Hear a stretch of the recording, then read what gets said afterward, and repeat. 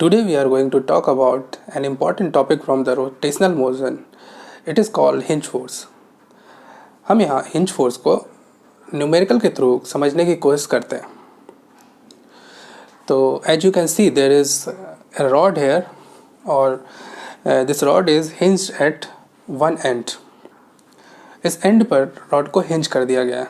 आपको दो पोजीशंस पे, रॉड के दो पोजीशंस पे आपको यहाँ पर हिंज फोर्स निकालना है. इस रॉड के ऊपर कितना हिंज फोर्स लग रहा है इसको आपको दो पोजीशंस में निकालना है. एक when rod is in horizontal position and another is when rod is in vertical positions. It's like this. तो एक बार हम लोग प्रॉब्लम के स्टेटमेंट को देख लें. It is saying that calculate hinge force just after rod is release from horizontal position. जब इसको रिलीज़ किया जाता है हॉरिजॉन्टल पोजीशन से, इस पोजीशन में इसको होल्ड करके रखा गया है और इसको अब रिलीज़ कर दिया जाता है. तो the moment you release it, उस मोमेंट पे आपको इस रॉड के ऊपर हिंज फोर्स को कैलकुलेट करना है. दूसरा पार्ट पोर्शन का ये बोल रहा है कि when it reaches vertical position, जब ये वर्टिकल पोजीशन में भी जाएगा उस मोमेंट पे भी आपको इस रॉड के ऊपर कितना हिंज फोर्स लग रहा है ये आपको कैलकुलेट करना है. तो आइए हम हिंज फोर्स के बारे में यहाँ पर अपनी अंडरस्टैंडिंग को बेटर करते हैं इस रोटेशनल मोशन में. देखिए, हिंज फोर्स का कोई सर्टेन डायरेक्शन नहीं होता है. जिस तरह से कि ग्रेविटेशनल फोर्स mg का डायरेक्शन होता है कि वर्टिकली डाउनवर्ड होता है, उस तरह से हिंज फोर्स का डायरेक्शन जो है इट इज़ नॉट नेसेसरीली कि it will be in a particular direction. तो यहाँ पर हिंज फोर्स के डायरेक्शन को आपको एज्यूम करना पड़ता है.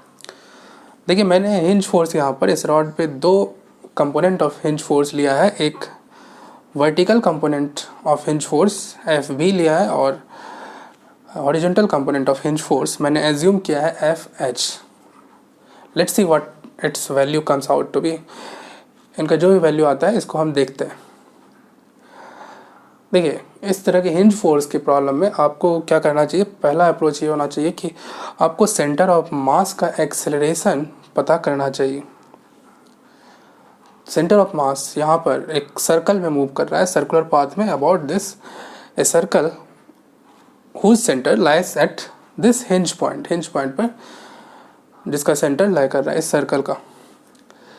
तो सेंटर ऑफ मास जो है एक which will lie at the center of this rod. It is moving in a circular path here. और सर्कुलर पाथ में एक्सेलरेशंस कैसे कैलकुलेट करते हैं. देयर में बी टू एक्सेलरेशंस. एक हो सकता है टेंजेंशियल एक्सेलरेशन और दूसरा हो सकता है नॉर्मल एक्सेलरेशन. इस पॉइंट पर टेंजेंशियल एक्सेलरेशन का डायरेक्शन क्या होगा, वर्टिकली डाउनवर्ड AT.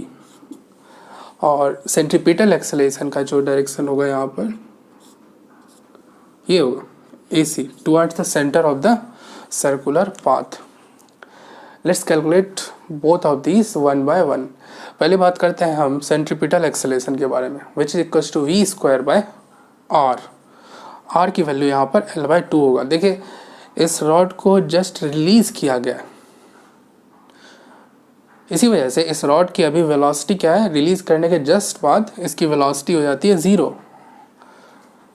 तो वेलोसिटी यहाँ पर 0 पुट कर देंगे तो सेंट्रीपिटल एक्सेलरेशन का जो वैल्यू है it comes out to be 0. Centripetal acceleration यहाँ पर देखिए हॉरिजॉन्टल डायरेक्शन में एक्ट कर रहा था, लग रहा था. तो सेंट्रीपिटल एक्सेलरेशन यहाँ पर क्या है, 0. इसका मतलब horizontal direction component of acceleration is 0.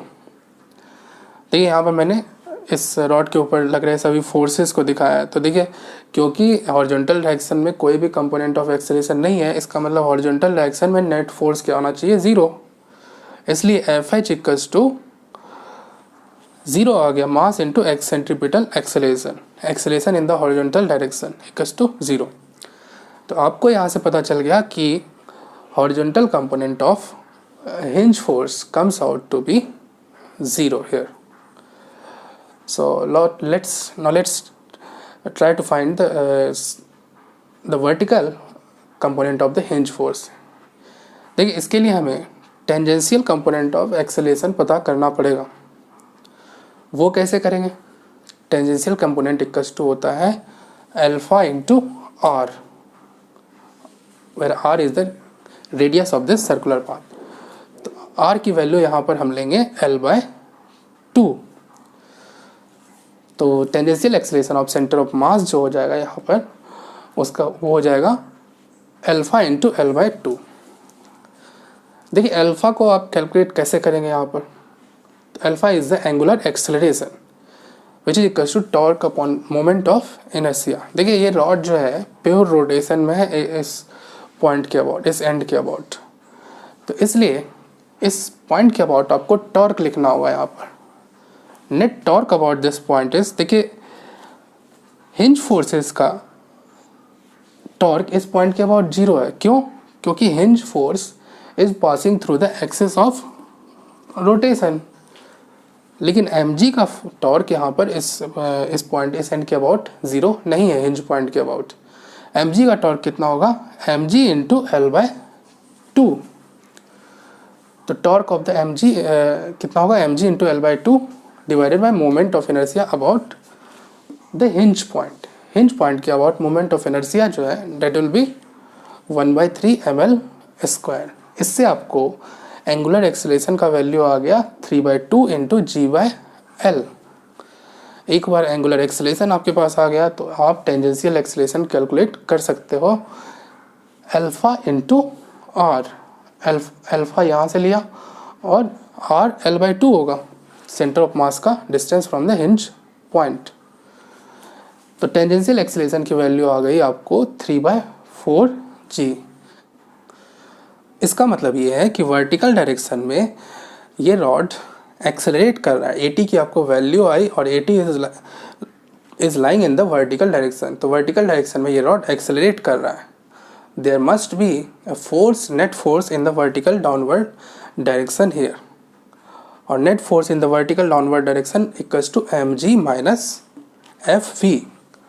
That must be equals to mass into acceleration in the downward direction.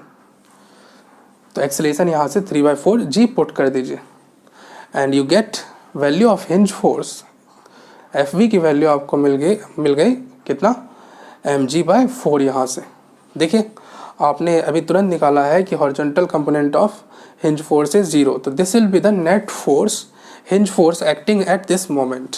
इस मोमेंट पर यही नेट फोर्स एक्ट करेगा which acts in the vertically upward direction. यहाँ पर let's now do the second part of the numerical. देखिए इस second part में आपसे इस वर्टिकल पोजीशन पे इस रॉड के ऊपर कितना हिंज फोर्स लग रहा है ये पूछा जा रहा है। तो यहाँ भी अप्रोच सेम होगा कि हमने यहाँ पर हिंज फोर्स का डायरेक्शन एज्यूम कर लिया है। वर्टिकल डायरेक्शन में Fv और हॉरिजॉन्टल डायरेक्शन में Fh फोर्स लग रहा है इस रॉड के ऊपर।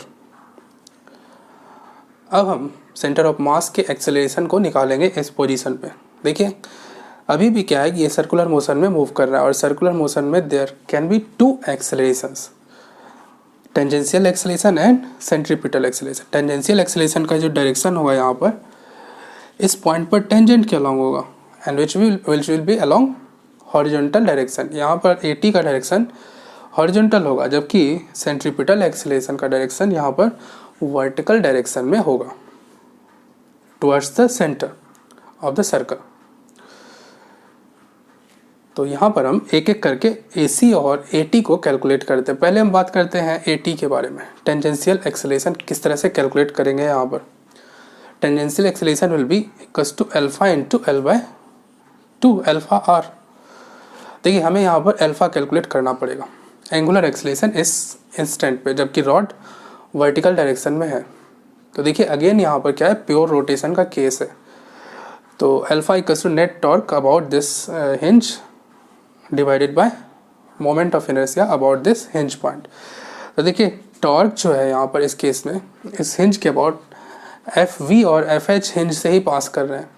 इस केस में देखिए mg का भी line of action of force, line of action of mg will also pass through this hinge point and that's why it will not produce any torque in this position, इस position पे mg कोई भी torque produce नहीं करेगा, इसलिए net torque जो है इस पे सभी फोर्सेस का टॉर्क जीरो ही आ गया, तो नेट टॉर्क अबाउट इस केस में क्या होगा, ज़ीरो।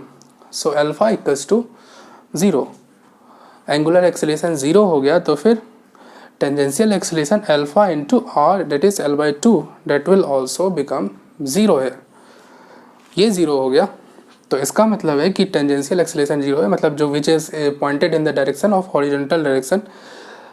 तो हॉरिजॉन्टल डायरेक्शन में कोई भी एक्सेलरेशन नहीं है, और हॉरिजॉन्टल डायरेक्शन में अगर कोई भी एक्सेलरेशन नहीं है तो हॉरिजॉन्टल डायरेक्शन में कोई भी फोर्स एक्ट नहीं करना चाहिए। इसका मतलब horizontal component of hinge force will become zero है। So now let us calculate this centripetal acceleration. Centripetal acceleration का जो फॉर्मूला यूज़ करें ओमेगा स्क्वायर आर की जगह L/2 यूज़ करेंगे। Centripetal acceleration of this centre of mass, let us try to calculate this.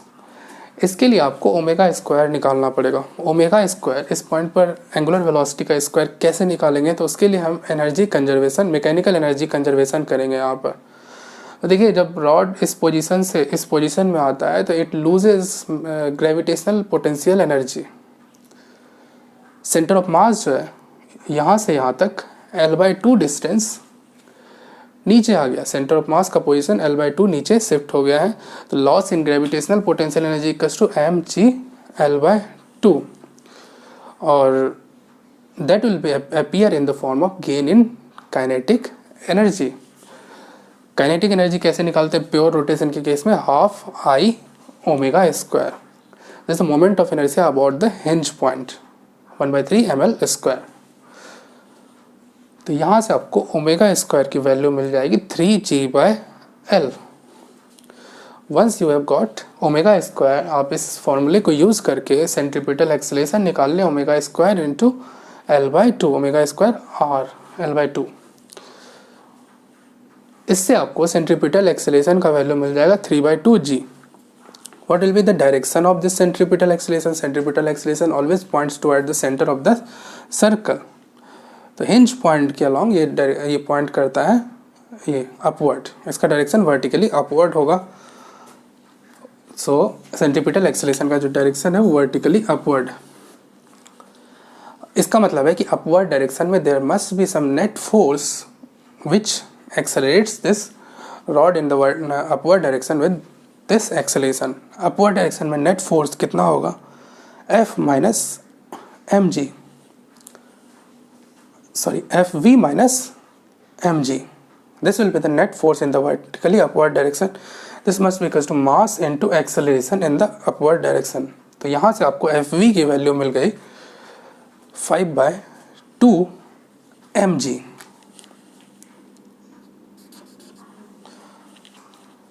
Fv will be here 5/2 mg। और यहाँ पर देखिए कि आपको horizontal component of hinge force is zero, तो this will be the net force acting at this moment when the rod is lying in the vertical position. Hinge force equals to this much, direction क्या होगा, upward direction.